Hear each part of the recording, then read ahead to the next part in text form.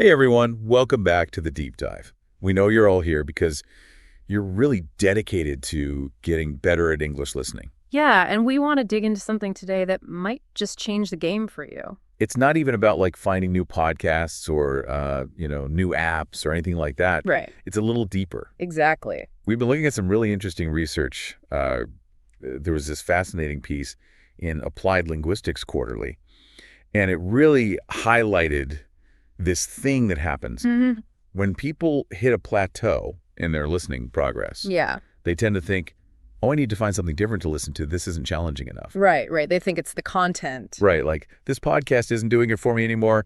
I need to find something more advanced. Exactly. Maybe I need like super fast-talking British people. Right. Exactly. But what the research was suggesting was that a lot of the time, the real shift comes from changing how we think about listening. It's that internal approach, your mindset. Exactly. That's where the magic happens. And that's what we really want to unpack in this deep dive. Yeah, let's get into some practical things you can start doing today. Absolutely. Actionable strategies. Because I think we've all had that feeling of, ugh, I'm just not getting this. Oh, absolutely. That frustration. We've all been there. And we want to give you some tools to navigate those moments. And even more importantly, we want to help you make some mental shifts. Yes. That can make this whole journey so much smoother and faster. It's like upgrading the GPS in your brain for English. That's a perfect analogy. It's about understanding the principles of navigation, not just memorizing a route. Exactly. And what we saw in the research is that this mindset stuff isn't just like a nice bonus. Right. It makes everything else you're doing way more effective. All that practice you're putting in, it works so much better when you have the right mental tools. All right, so let's jump into our first big idea. Okay. Embracing the process. Ah, yes. It's so natural to want to see results fast. Of course, we all want that instant gratification. But one of the articles we looked at had this really cool analogy. It compared learning a language to tending a garden. Oh, I liked that one. What stood out to you about that? It really highlights that element of time and consistent effort. Yeah. You can't just like throw a seed in the ground and expect a tomato plant the next morning. Exactly. It needs the right conditions, regular care, and patience. Like, imagine each listening session is like watering and fertilizing your understanding. I love that. Consistent, even small efforts. They create this environment where things can really grow naturally. It's not about those big bursts of effort. It's this steady, everyday stuff that really makes a difference. And with language learning, you might not see the progress every single day. Right. But then suddenly you have this aha moment. You understand a whole sentence or a conversation. And it feels amazing. Yes.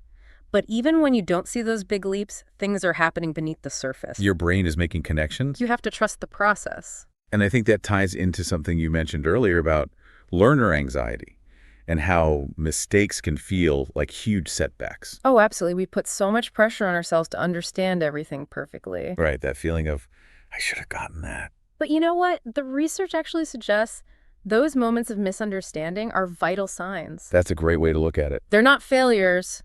They're incredibly useful information. Like your brain giving you feedback. Exactly. It's saying, hey, pay attention here. You need a little more work on this. It's like a spell checker for your understanding. I love that analogy. So instead of thinking, oh no, I got it wrong, think, okay, this is actually helpful. It's a total game changer. And to stay motivated, we have to celebrate the small wins too. Oh, absolutely. Those little victories are so important. Like finally understanding a phrase you've heard a million times, or picking up a new word just from the context. Like, yes, I did that. And you know, there's actually research showing that those small wins release dopamine in your brain. Yeah, it's like a little reward system that reinforces those positive learning behaviors. So celebrating those small achievements is good for your brain. Exactly. It's proof that you're moving forward, even if it doesn't always feel dramatic.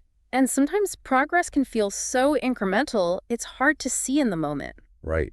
So here's a practical tip to help with that. Okay, I'm listening. Remember that blog you shared with me from that language learner who was super successful? Oh, yeah. Yeah, they had some great ideas. They kept a listening journal. And they said it was so helpful for seeing their progress over time. Now, when people think of a journal, they often think of just writing down vocabulary lists. Right, but this is way more than that. It's about capturing your whole experience with listening. How you felt during the session, what was easy, what was hard, any new words or phrases that stood out. Even your emotional response. Yeah, Like, this made me feel frustrated, or this was actually kind of fun. Exactly. Imagine looking back at your entries from 6 months ago. You'd probably be amazed by how much more you understand now. It's like a tangible record of your progress, even when it felt invisible at the time. And that visual confirmation can be so motivating, especially when you hit a plateau. So actionable tip number 1. Start a listening journal. I love it.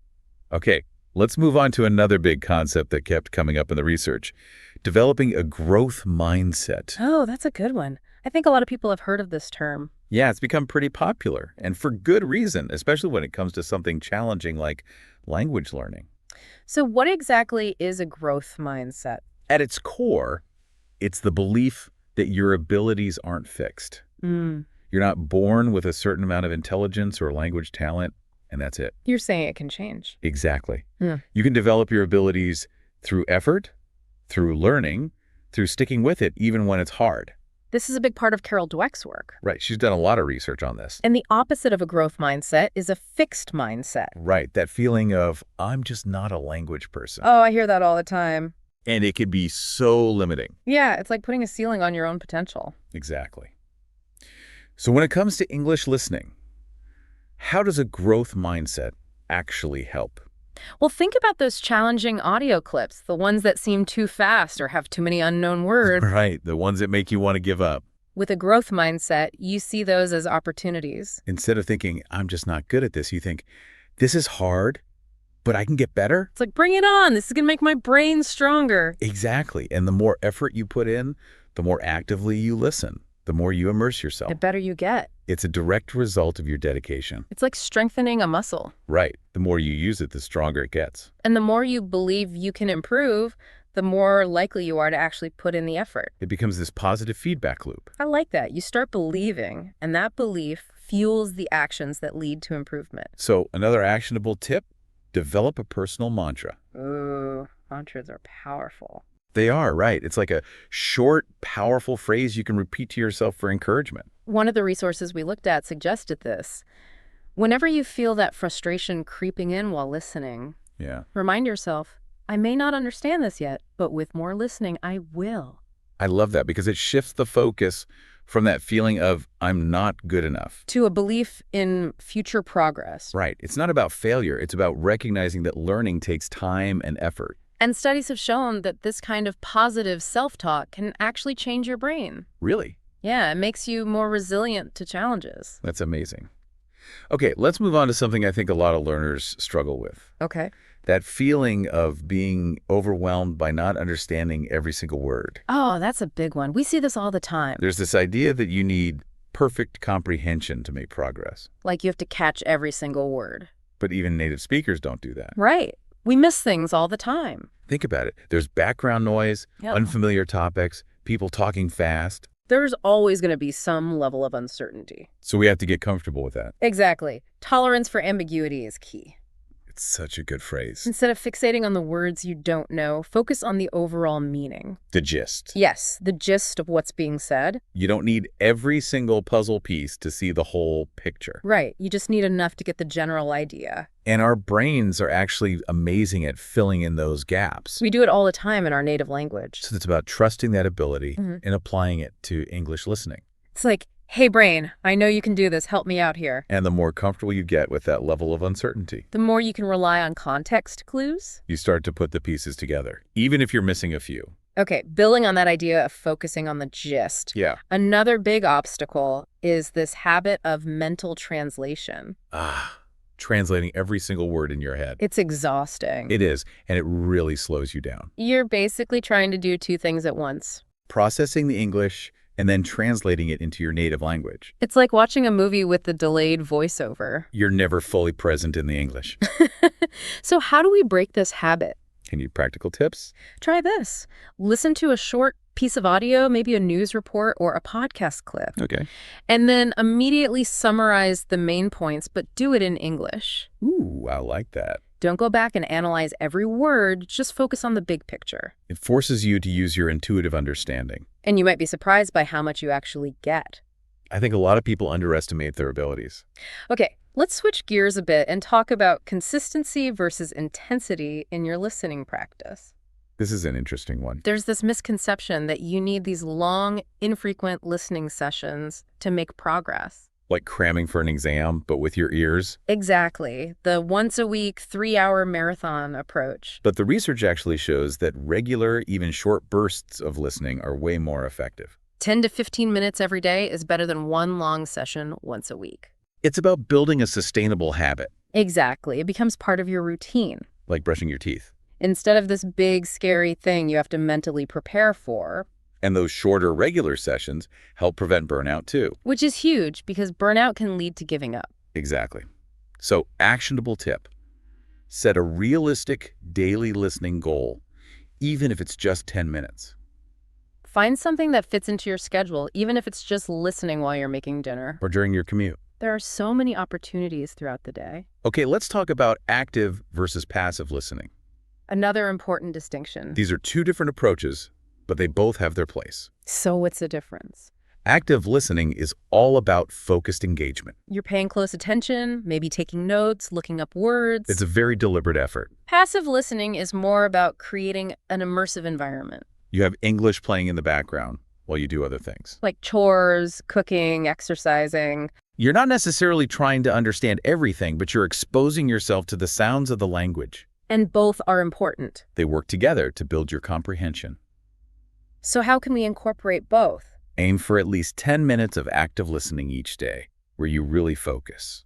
And then supplement that with passive listening whenever you can. Okay, let's talk about choosing the right listening material. This is crucial. It can make or break your experience. One of the biggest mistakes is choosing content that's either way too hard, which leads to frustration. or way too easy, which doesn't really challenge you. It has to be that just right zone. The Goldilocks principle of language learning. And this connects to the idea of comprehensible input. Right. Exactly. Stephen Krashen's theory is that we learn best when we understand most of what we're hearing. Like 70–80%. But there's still enough new stuff to keep us challenged. That remaining 20–30% is where the magic happens. Your brain is working hard to figure things out based on the context. So it's about finding that sweet spot where you're engaged and understanding the main ideas. But you're also encountering new things. And there's no one-size-fits-all answer here. What's comprehensible for one person might be totally different for someone else. So experiment and find what you enjoy. And luckily, there are so many resources available. Podcasts, audiobooks, interviews, movies, TV shows. Even music can be a great tool. It helps you get a feel for the rhythm and intonation of the language. So, actionable tip.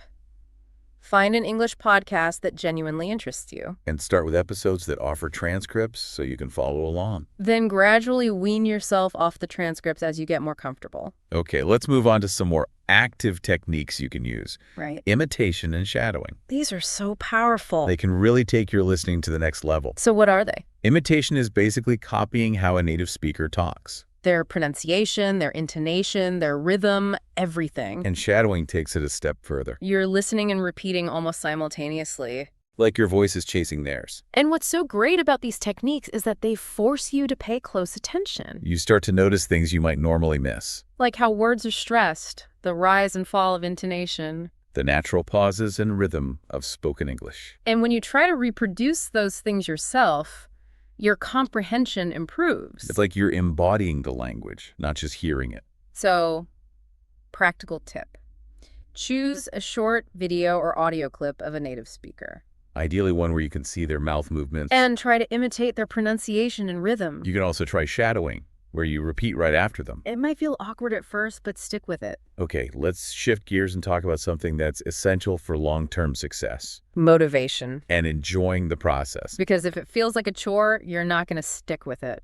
So how do we make English listening more fun? Choose material that actually interests you. Don't force yourself to listen to boring stuff just because you think it's good for you. If you're into cooking, find English cooking shows. If you love history, find English history podcasts. The possibilities are endless. And set realistic goals. Don't aim for perfection right away. Celebrate those small wins. And reward yourself for reaching milestones. It helps to create positive associations with learning. Okay, let's talk about something that can be a big obstacle for a lot of learners. Listening anxiety. That feeling of dread or stress when you have to listen to English.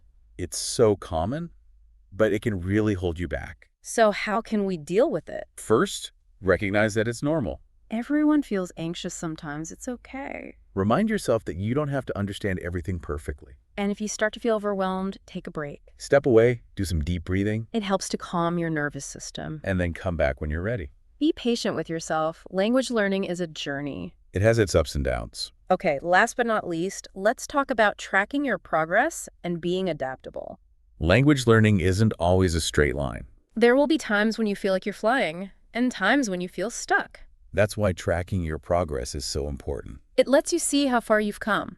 And that can be super motivating, especially when you're feeling discouraged. It also helps you identify areas where you might need to focus. And if something isn't working, don't be afraid to change it up. Experiment with different techniques and resources. And don't be afraid to ask for help. There are so many people out there who want to support you. So, final actionable help. Record yourself summarizing an audio clip. Do it today, then again in a month or two. It's amazing to hear the difference. You'll have concrete proof of your progress. So, to wrap things up, remember that the right mindset is key. It's not just about the time you put in, it's how you approach that time. We've covered a lot today, but hopefully the main takeaway is this. You have the power to shape your own mindset. And that can have a huge impact on your learning. As you continue on your journey, think about which of these mindset shifts resonate with you. Which ones are you going to try in your next listening session? And are there any beliefs or habits that might be holding you back? Identifying those is the first step to making positive changes. So keep learning, keep practicing, and keep believing in yourself. You've got this. Have you ever felt like you're at this weird point with your English? Like you put in the work, your grammar's pretty solid, you've got a decent vocabulary, but then you try listening to like a real conversation, maybe a podcast or something, and it just hits you like this whirlwind, this jumble of words and accents. It's almost like you're trying to grab smoke, you know? Yeah, I totally get that. You're not alone there. It's a really common feeling, especially for those who've hit that C1 level. You've got the building blocks, but actually using them in real-time listening, that's a whole other challenge. Exactly. And that's what we're diving deep into today. Figuring out how to overcome these listening hurdles. We got this fascinating transcript from a YouTube video. It's called English Common Listening Mistakes and How to Avoid Them. It's a great roadmap for us. Totally. So our goal today isn't just about hearing English. It's about actually understanding it, going beyond just the words themselves to really get what the speaker is trying to say. We're going to follow the plan laid out in that YouTube transcript, and I think it's a really clever approach. We'll break down the most common listening errors that even advanced learners often make. And then this is the exciting part. We'll unpack the practical solutions. Yeah. We want you to have those aha moments, the kind that actually lead to you becoming a better listener. I love that. Okay, let's jump right in. The first big hurdle they talk about is this urge, almost an instinct, to try and understand every single word you hear. I know I'm guilty of that. It makes sense though, right? Think about how we usually learn languages. Early on, it's all about vocabulary lists, grammar rules, so it feels natural to want to decode everything. Like we're trained to analyze every piece of the puzzle. Exactly, but real, spoken English, it's not always so neat and tidy. Think about it. Contractions, slang, people don't always finish their sentences. It's way more fluid. And getting stuck on every word, that can actually make it harder to understand the overall message, can't it? It totally can. You're so focused on one word that you miss the flow of the conversation, the main point the speaker's trying to make. It's like you're missing the forest for the trees. So what's the better way to approach this? What should we be doing instead? The key, and the transcript really emphasizes this, is shifting your focus to what they call getting the gist. It's about understanding the overall meaning, not getting caught up in every little detail. Getting the gist. I like that. It feels less pressure. Right. Think about reading in your own language. You don't sound out each letter, do you? You recognize patterns. You get the meaning from the context. Listening is similar. It's more about recognizing those larger language patterns than deciphering every individual word. That makes so much sense. It's like using the context, the other words, the topic, even the speaker's tone to kind of fill in the gaps. Exactly. The transcript actually gives some really practical tips here. They suggest listening to a wide variety of audio, things like TED Talks, different podcasts, news broadcasts. It's about exposing your brain to different voices, topics, and styles of speaking. I like that. And there's that great tip about using transcripts as a tool. Yeah, that's a good one. You listen to something, maybe something that was a bit challenging, then you go back and look at the transcript. You can see the words you missed. But here's the key. Even if you miss some words, Did you still understand the main idea? That's a good point. If you got the gist, then mission accomplished. And it helps you build confidence, too. Absolutely. It shows you that you don't need perfect comprehension to understand what's being said. So, to sum up this first point, don't get obsessed with every single word. Focus on the bigger picture. Use context to help you, and expose yourself to lots of different types of audio. Oh, and don't forget about transcripts. All right, on to challenge number 2, connected speech. This is a big one for me. I know a lot of learners struggle with this, where words seem to just melt into each other. Yeah, the transcript calls it the bane of many an English learner's existence. It's like words lose their clear boundaries, and familiar words suddenly sound completely different. Yeah, it's like they're all jumbled up. Exactly. They have a great example in the transcript, the phrase go on. In fast connected speech, it often ends up sounding like guan. Guan, yeah. Yeah. It's like a whole new word. And it's not always just about speed, is it? Right. It's about how sounds link together at the edges of words. You get consonants connecting to vowels, vowels changing or disappearing. It's a whole phonetic dance. So how do we even begin to tackle this? It feels like learning a secret language within the language. The transcript really emphasizes familiarization. It's about training your ears to pick up on those common links and reductions. It's almost like cracking a code, a phonetic code. The secret code of connected speech. So what are some ways to break this code? The first thing is simply listening to lots of natural conversation and really paying attention to how words connect. Be mindful of those transitions between sounds. Another great technique they talk about is shadowing. Oh yeah, shadowing. That's where you repeat what you hear almost at the same time, right? Exactly. It forces you to really listen to the rhythm, the intonation, and of course that connected speech. Don't worry about being perfect at first. It's more about getting a feel for the natural flow of the language. And the transcript also suggests starting with slow speed playback. It's like watching a video in slow motion. You can see every detail. Exactly. Slowing down the audio lets you hear those individual sounds blend together. It's like training wheels for your ears. And as you get more comfortable, you can gradually speed things back up. So for connected speech, the key is training your ear to recognize those word links, and tools like mindful listening, shadowing, and slow speed playback can really help. Okay, on to another challenge, one that I think can feel really intimidating. Accents. Oh, absolutely. English has such a vast array of accents around the world. The transcript mentions British, American, Australian, Indian, and that's just scratching the surface. Right, and then within those, you've got all the regional variations. It's crazy. It's like a linguistic kaleidoscope. Yeah. Beautiful, but also a bit overwhelming. Definitely overwhelming, especially when those differences in pronunciation, intonation, even vocabulary can make it sound like a whole new language. So how do we deal with this accent overload? The transcript is really clear. Exposure, exposure, exposure. The more you listen to different accents, the better your brain gets at processing them. It's like building this mental database of all these different ways English can sound. So your brain starts recognizing the core sounds and filtering out the variations. Exactly. And they suggest some great starting points like BBC Learning English, NPR here in the US, and TED Talks, which have speakers from all over. I love those. Great content, and the audio quality is usually top-notch. Right. But they also recommend being more deliberate about it. How so? They suggest actively seeking out specific accents you want to get better at understanding. Like platforms like LingQ and Audible often let you filter content by accent. Wow, that's really targeted practice. Exactly. You could say, all right, I want to work on understanding Australian English, and then specifically listen to content from Australian speakers. Same thing with YouTube channels or podcasts. You can find ones from specific countries or regions. Even just tuning into international news broadcasts, it's like accidental exposure. You're still getting that variety. That's a good point. Any exposure helps.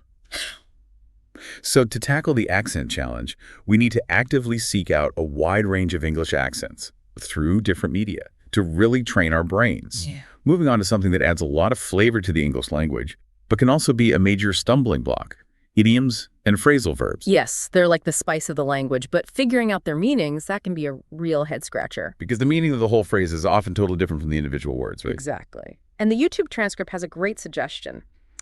Keep a vocabulary journal specifically for idioms and phrasal verbs. Write them down, look up their meanings, and this is important, write down the context where you found them. So important, that context. Absolutely. The transcript specifically mentions sitcoms and talk shows as good sources for these. Because they use such natural, everyday language. Right. You hear them used in real conversations, and if you're watching, you get the visual context too, the facial expressions, the tone of voice. All of that helps you understand the meaning, even if you've never heard the phrase before. They also recommend flashcard apps like Anki or Quizlet for practicing. That's a good way to really get those phrases into your active vocabulary. Exactly. It's about building up your linguistic toolkit. So for idioms and phrasal verbs, active learning is key. Pay attention to context, study the meanings, and use those tools to really make them your own. Okay, let's get into something that requires a deeper level of understanding. Implied meanings and sarcasm. This is where it goes beyond just the words, right? Native speakers use a lot of indirect language, irony, sarcasm, and if you're not tuned in, you can miss the real message. It's about understanding what's not being said directly. Yes. The transcript gives a great example, someone saying, "Oh, great," in a flat tone or in a really exaggerated way when something bad has happened. The words are positive, but the meaning is clearly the opposite. So how do we become better at picking up on these subtle cues? The transcript really emphasizes paying attention to tone of voice, and if you can see the speaker, facial expressions, and body language too. It also suggests learning common sarcasm patterns, certain phrases or ways of saying things that are often used sarcastically.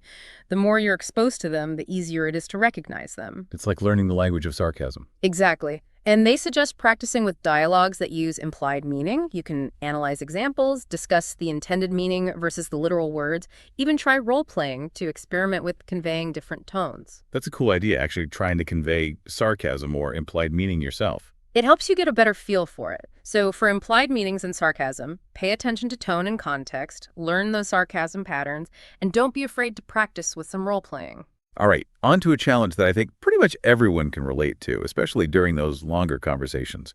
Losing focus. Oh, for sure. It happens, especially when you're listening in a second language.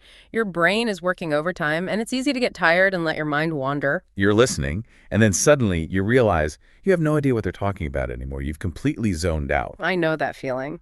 The transcript offers some good strategies for staying engaged. One is taking notes, even just jotting down keywords. It helps keep your mind focused on what's being said. Another good one is mentally summarizing what you've heard every few minutes. So actively processing the information instead of just letting it wash over you. Exactly. It's like checking in with yourself. What did they say? What was the main point? The transcript also mentions guided listening exercises where you listen with specific questions in mind. That gives you a purpose for listening and helps you check your understanding. And get this, they even suggest considering meditation or mindfulness practices. Wow, mindfulness to improve focus. I never thought of that, but it makes sense. Being present and paying attention, that's definitely helpful for listening. Absolutely. So to stay focused, active listening is key. Take notes, mentally summarize, and maybe even try a little mindfulness to boost your concentration. Okay, moving on to something that can trip people up, even advanced learners. Confusing words that sound similar. Ah, the dreaded homophones. The transcript gives the example of bear and bear. Same sound, different meanings, and often different spellings, which can definitely cause confusion. I can imagine. They recommend practicing with what are called minimal pairs. Minimal pairs, what are those? They're pairs of words that differ by just one sound, like ship and sheet or pen and pin. By focusing on those tiny differences, you train your ear to be more sensitive to the nuances of pronunciation. You become like a super listener, able to pick up on those subtle distinctions. Exactly, you're a phonetic detective. They also suggest using phonetic transcriptions, which might seem a bit technical at first, but they give you a really precise visual representation of how a word is pronounced. There are lots of resources online to help you with those, and then there are pronunciation guides, websites like Forvo, where you can hear different speakers pronounce the same word so you can get a feel for the variations. Those are great tools. So for those tricky words that sound alike, we need to train our ears with minimal pairs and use resources like phonetic transcriptions and pronunciation guides. Let's talk about something we all deal with in real life. Yeah. Listening in noisy environments. Ah, yes. The transcript emphasizes that we rarely listen in perfect silence. There's usually some kind of background noise, and that can be really distracting, especially when you're already working hard to process a second language. It's like your brain has to filter out all that extra noise while still trying to understand what's being said. Exactly. They recommend practicing listening with background noise. You can use apps that simulate different soundscapes, like a cafe or a busy street, and you can adjust the level of noise to challenge yourself. Of course, you can also just go out into the real world and practice listening in those environments. That's the best practice of all. For sure. And the transcript stresses the importance of focusing on keywords in noisy situations. If you can't hear every word clearly, try to catch those key pieces of information that carry the main meaning. It's like a survival strategy for your ears. Exactly. So for background noise, practice is key. Use those apps, immerse yourself in real-world sounds, and train your brain to filter out those distractions.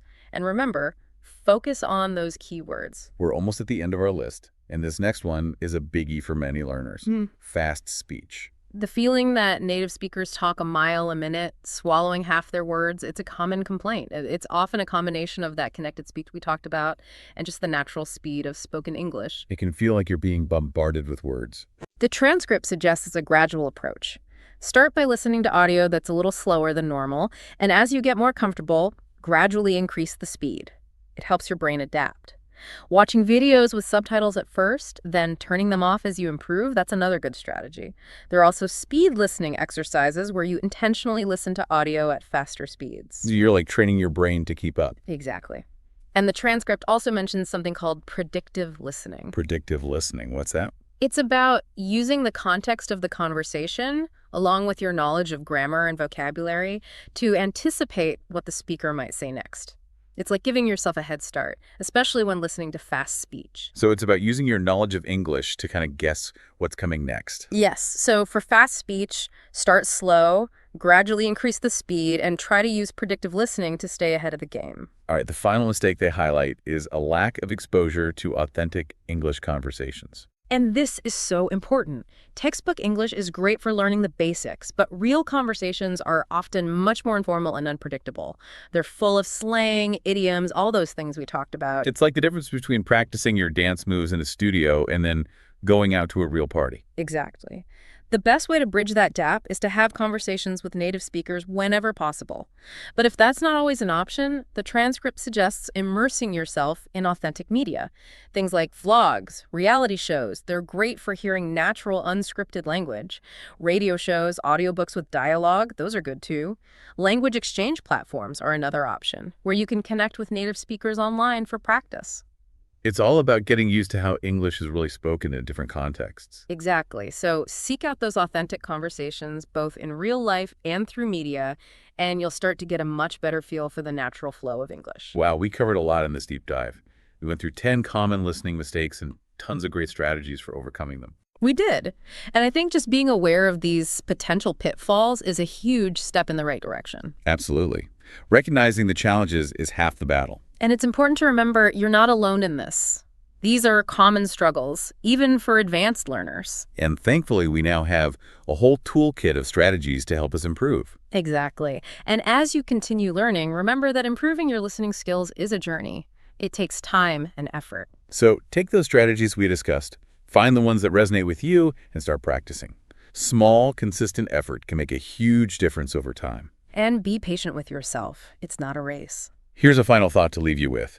Now that you know these common listening challenges and have some strategies for tackling them, what kind of English audio will you choose to listen to today to really challenge yourself? All right, welcome to another deep dive. Today, we are going beyond like the basic comma, splice, and subject-verb agreement. Yeah. We're looking at advanced English grammar. Right. And I love this because, so many people think that grammar is just about like not making mistakes. Mm-hmm. But really, once you get the basics down, it becomes about like... It's a toolkit. It's a toolkit. Yeah. It's like, how can you be more clear? Yeah. How can you add emphasis? For sure. How can you really like make your point sing? It's about wielding the power of language. Yeah. To really make an impact. I love that. Yeah. So that's what we're doing today, and I'm really excited to just kind of go through some of these concepts that we have in our sources here, and really just extract the useful stuff. Absolutely. Like, practical advice, the things that people can actually start using, like or immediately in their writing, in their everyday speech. Yes, and I want people to have those aha moments where they're like, "Oh my gosh, I've never thought about it like that before." Absolutely. And now I have this whole new tool. For sure. So let's start with sentence structure. Okay. One of the sources here talks about inversion, and I think this is really cool because we don't really think about playing with word order that much. Right. But this is a really kind of cool way. It can be very effective. Yeah. Especially when you want to emphasize a particular point or create a certain kind of dramatic flair. Yes. And so basically inversion is when you flip. You flip the script? Yeah, you flip the script. Literally. Yeah, instead of saying subject verb. Subject verb. You do. Yeah, you do verb subject. Yeah. So for instance, one of the examples here is not only did he complete the project, but he also exceeded expectations. Right. Now, normally you would say he not only completed the project, right, but by putting the not only first and then flipping the subject and the verb. The helping verb. The helping verb did. Right. It puts so much emphasis on that second part. It does. Of exceeding expectations. It really does. It makes you sit up and take notice. It does. Yeah, because it disrupts that expected flow that we're so accustomed to. I love that. Yeah. Okay, so... And it's not only... Yeah.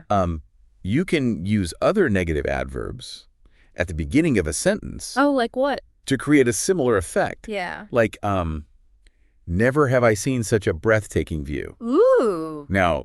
that sounds a lot more dramatic than just saying, I have never seen it. Right. And I think that's... It has that theatrical quality. It does. Yeah. It's like very Shakespearean. A little bit. Yeah. Okay, so when would we use inversion in everyday life? As we've said, it can create a very specific style. Right. It can add a certain level of formality to your writing. Yeah, like a presentation or... Absolutely. It can be used for dramatic effect in storytelling. It can also be used to subtly shift responsibility in a sentence. Which is a whole other... interesting. Yeah, that's a whole other level of nuance. Yeah. But it's something to be aware of. That is fascinating. Yeah. Okay, so... So it's really about understanding the effect that you want to create and using inversion strategically. I love it. To achieve that. Okay, great. Let's move on to another really cool sentence structure. A mixed conditional. Right. Which sounds very complicated. It sounds... But it's really not. It's not as bad as it's So basically, we all know like basic conditionals, if this, then that, right? Yeah. But mixed conditionals are different because... They introduce this element of time travel. Yeah. Yeah. That's like... It's like a hypothetical situation that spans different time frames. Yeah. So like what if something in the past had been different? Right. How would that affect the present? Exactly. Yeah. Or vice versa. Vice versa. What if something in the present were different? Yeah. How would that have changed the past? Okay, I love this. Yeah. Okay, so give me a concrete example. Sure. How about this? If she had studied harder, she would be at a better university now. Okay. So if she had studied harder, yeah, that's the hypothetical. Yeah, she didn't. Right? She didn't actually study harder. Right. But the consequence, she would be at a better university now, is in the present. Yeah. So you're linking a past choice to a current reality. And you can use this, I mean, it's almost like a regret. Can be. Kind of a thing. Yeah, absolutely. Or a... Like if only. What if? Yeah, what if I had done this differently? Exactly. Yeah. And you can also use it in a more... argumentative way. Yeah. Like, if past policies hadn't been so short-sighted, we wouldn't be facing this current crisis. Right. So you're directly connecting past decisions to present consequences. I love it. Yeah. Okay. So it's a way of saying, look, this is a result. This is because of that. Of what happened back then. Yeah. Yeah. And you can also flip it. You can also flip it. Right. So if he were more patient, he would have succeeded. Okay. So now if you were more patient, that's a hypothetical present situation. He's not? Right. He's not patient now. Right.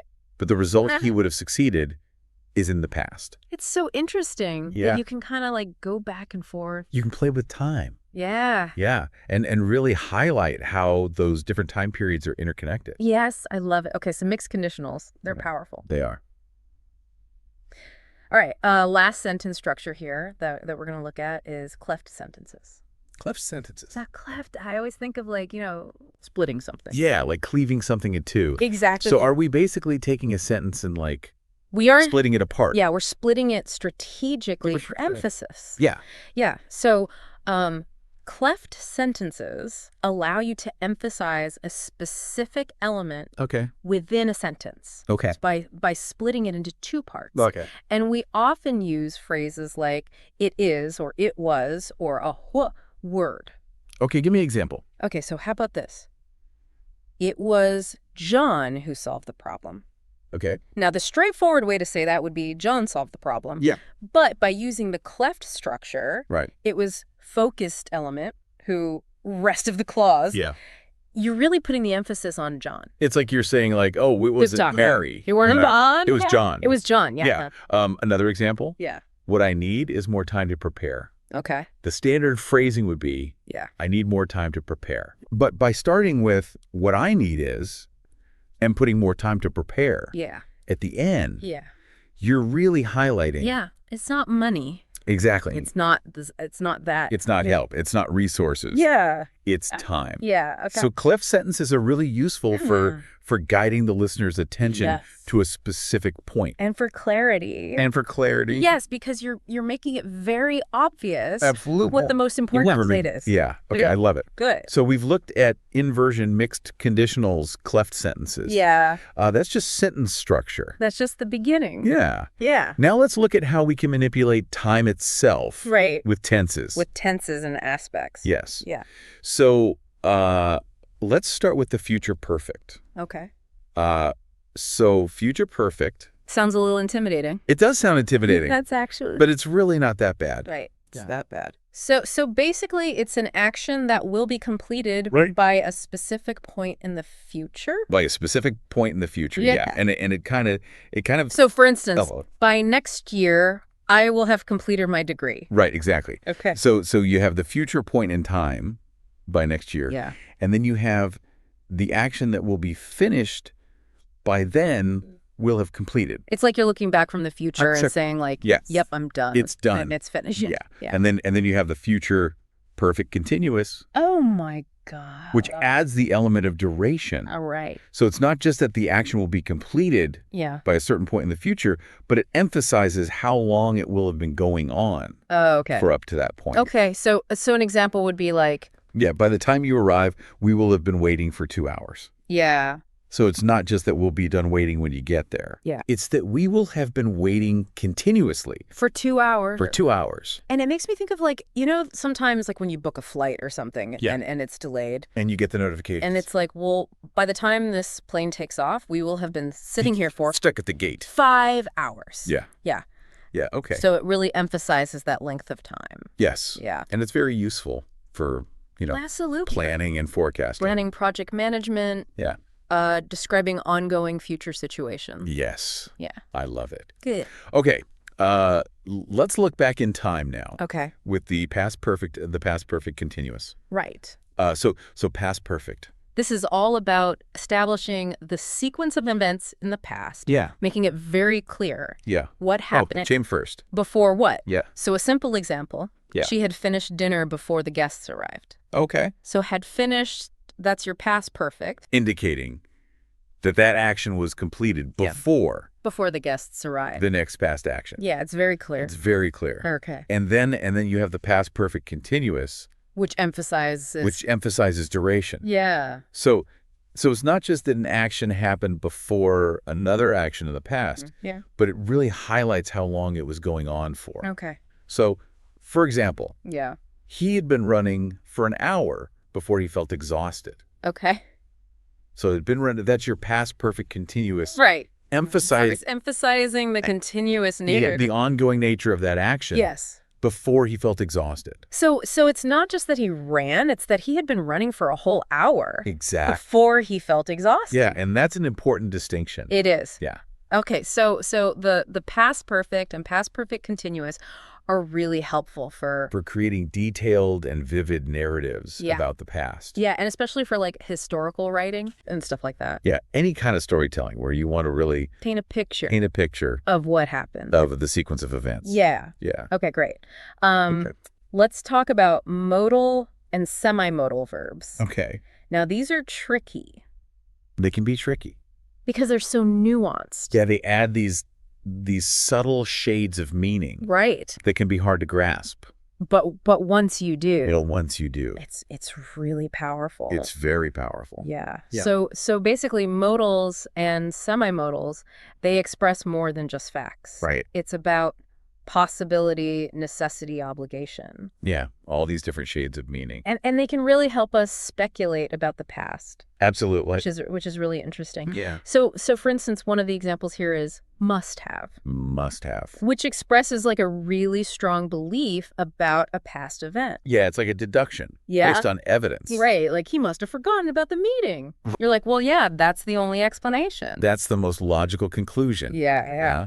And then you have might have and could have, which are both expressing possibility in the past, but slightly different. But with slightly different nuances. Okay, so what's the difference between might have and could have? So might have suggests a plausible scenario. Okay. She might have left early, means that's a possibility. Yeah. Could have implies that she had the option to do so. Okay, so she might not have. Right. But she could have. She could have. Okay. Yeah. So it's subtle, but it's there. Yeah, it is. And it's really cool how you can use these to show your level of certainty. Exactly. About something. Yeah. It's a way of expressing your opinion without stating it as a fact. I love it. Yeah. Okay, let's talk about the word would. Would. Now, this is a word that I feel like it's everywhere. Pops up everywhere. Yeah, it does a lot of heavy lifting. Yeah, and it's like, what? It's in English. Cares? What does it even mean? Have a grammar. Yeah. Yeah. So would It can be used for a variety of things, but our sources focus on its use for describing past habits and for creating hypothetical situations. Okay, so for past habits. Yeah, like when I was a child, I would spend hours reading books. Okay. So it's describing something that you did regularly in the past, right, but you don't do anymore. And it has that kind of like nostalgic. It does, that nostalgic quality. Yeah, compared to just saying used to. Right, used to is more neutral. Yeah. Would has this kind of wistful quality. Yes, I love it. Yeah. Okay, and then for hypothetical situations. Right. If I were you, I would take the opportunity. Oh. So you're imagining a different reality. Yeah, a different situation and stating what you would do in that situation. Yeah. Yeah. Okay, so would for past habits, for hypothetical situations. Yeah. I love it. Okay. Good. Let's move on to some more complex constructions. Okay. Starting with relative clauses. Relative clauses. Now, I remember learning about these in school. Yeah. And I was always so confused. It can be a bit tricky. But I think I've got it now. Hopefully. Yeah. So relative clauses, they give us extra information about a noun. They do. Yeah. They're like little bonus phrases. Yes. Yeah, that provide more detail. Yeah. Yeah. So the important distinction here is between defining and non-defining relative clauses. Right. So what's the difference? Well, defining relative clause is essential for identifying which specific noun you're talking about. Okay. So, for example, the book that I borrowed was fascinating. Okay. The clause that I borrowed is essential.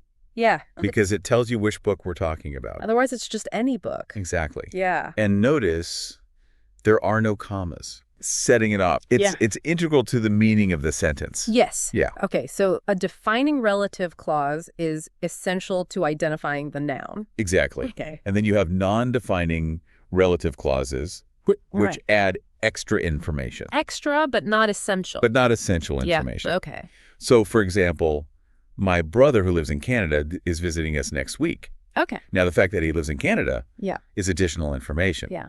The main point is that he's visiting. Your brother's visiting. Exactly. Yeah, and it doesn't matter. And it doesn't matter where he lives. He's still your brother. He's still your brother. He's still visiting. Exactly. Yeah. And you'll notice that it's set off by commas. Yeah. So it's like a little aside. An extra little tidbit. Yeah, a little bonus. Yeah. Okay. I love it. Good. And the commas are really important. The commas are crucial. Yeah. Yeah, because they signal that it's non-essential. It's non-essential information. Yeah. Okay, great. We can also reduce relative clauses. We can make them shorter. For efficiency. And conciseness. And to sound smarter. Well, they sound more sophisticated. Yeah, sophisticated. Yeah. Okay, so how do we do that? So instead of saying, the man who is standing by the door is my uncle. Yeah. You can simply say, the man standing by the door is my uncle. Oh, you just take out the who is? You take out the who is. Yeah. Exactly. Okay. Or another example, the documents that are needed for the application must be submitted by Friday. Yeah. Becomes, the documents needed for the application must be submitted by Friday. We took out the that are. We took out the that are. Yeah. Okay, so it's just the slimming it down. Slimming it down Yeah, and making it more direct. I love it. Yeah. Okay, Right. let's talk about nominalization. Nominalization. Which sounds very technical. Scary. But it's actually a pretty simple concept. Okay. It's basically turning verbs and adjectives into nouns. Okay. So you're taking an action or a quality. Yeah. And you're turning it into a thing. A thing. Yeah. Okay. So for example, instead of saying, we decided to expand the business, you could say, the decision to expand the business was made. Oh, so the verb decided became the noun decision. Became the noun decision. Yeah. And it sounds more... It sounds more formal. Formal, yeah. Yeah. Okay. Another example, she was honest in her assessment. Yeah. Could become, her honesty was appreciated. So the adjective honest becomes the noun honesty. Exactly. Okay, I like it. So nominalization is really useful when you want to create a more formal tone. Yes. Or when you want to emphasize the concept rather than the action or the quality. Okay. Yeah. So for reports and academic papers, things like that. Yeah. Yeah. Yeah. Okay. Let's talk about something a little less formal. Okay. Collocations and idiomatic expressions. Right. Now, these are really important for sounding natural and fluent. Absolutely. And this is where a lot of non-native speakers struggle because they're not explicitly taught. Right. They're not in the textbook. Yeah. They're just things that you pick up by being immersed. By being immersed in the language. Yeah. Yeah. So collocations. Collocations are words that naturally go together. Okay. So for example, we make a decision. Yes. We don't do a decision. Yeah. And that's something that you would never really think about. Right. Unless... Sounds right to a native speaker. Yeah. But it's really important for sounding natural. It is. Okay. Yeah. And then idiomatic expressions. Idioms. Idioms. These are phrases where the meaning is not literal. Okay. So break the news doesn't mean to physically break something. Right. It means to tell someone some important information. Right. Yeah. Okay. So idioms, they add color to the language. Yeah. They make it more interesting. I'll make you sound more like a native speaker. More like a native speaker. Yeah. Yeah. Okay, I love it. Last but not least, punctuation. Punctuation and style. Now, I know a lot of people think punctuation is just like these little dots and squiggles. These little rules. Yeah, but it's so much more than that. It is. It's like it can really affect the flow. It can affect the flow. And the clarity. The emphasis. Yeah. Yeah. So let's look at a couple of examples. Yeah. The colon. The colon is used to introduce an explanation, an example or a list. So he had one goal to win the championship. Yeah. So the colon is signaling that what comes next. Here's going to explain that goal. Yeah. Okay. The semicolon. The semicolon connects two closely related sentences. Okay. So she was tired. However, she continued working. Okay. So the semicolon is showing a strong connection between those two ideas. It's not a full stop. It's not a full stop. Well, it's not a comma. It's somewhere in between. It's that bridge. It's a bridge, yeah. Okay. And finally, parallel structure. This is about consistency in grammatical structure. Okay. So for example, our sources give this incorrect example. She enjoys reading to paint and playing the piano. Yeah. Now, what's wrong with that? Well, you've got two gerunds. Two gerunds, and then an infinitive. And then an infinitive. That sounds weird. Yeah. It sounds awkward. Yeah. Yeah. So the correct way to phrase it would be, she enjoys reading, painting, and playing the piano. Yeah. So now all three are gerunds, and it creates a much smoother, it's a much more balanced flow. Host speaker.